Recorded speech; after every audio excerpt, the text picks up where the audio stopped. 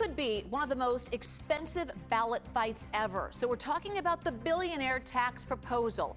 It is a tax on people living in California whose wealth exceeds $1 billion.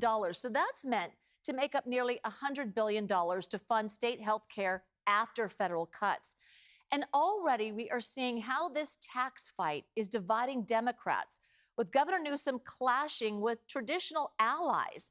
Brad Hamilton joins us to dive into this debate, and boy, what a debate it is. Brad. Juliet, let the battle begin. Yeah. Last night, California officially adding the billionaire tax to the November ballot, and if today's reaction is any indication, this is shaping up to be a heavyweight fight with big money and big names on both sides.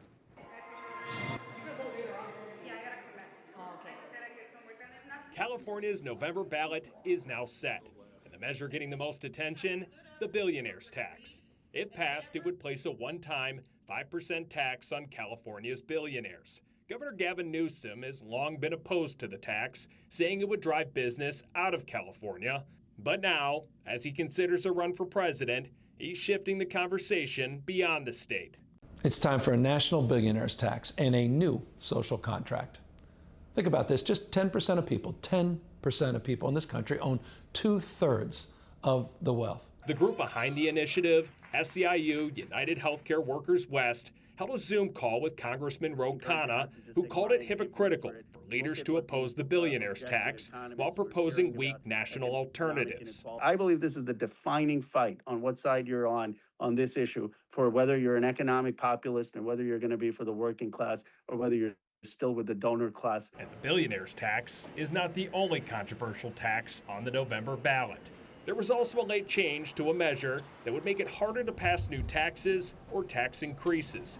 It would raise the threshold to pass citizen-driven special tax initiatives from a simple majority to a 2/3 vote. State lawmakers reached a deal with the Howard Jarvis Taxpayers Association, who backed down from an even stronger measure.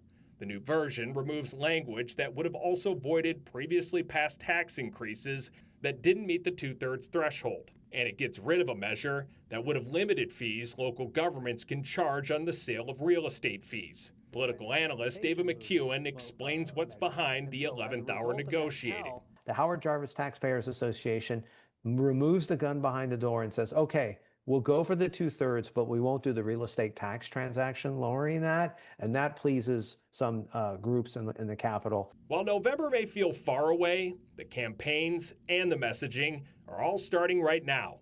And with it, McEwen is predicting record levels of money spent from all sides.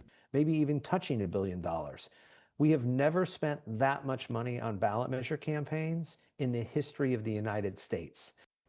All right, so to recap, two big tax questions headed to the same ballot, one that create a new tax on billionaires and another one that could make it harder to pass taxes in the future.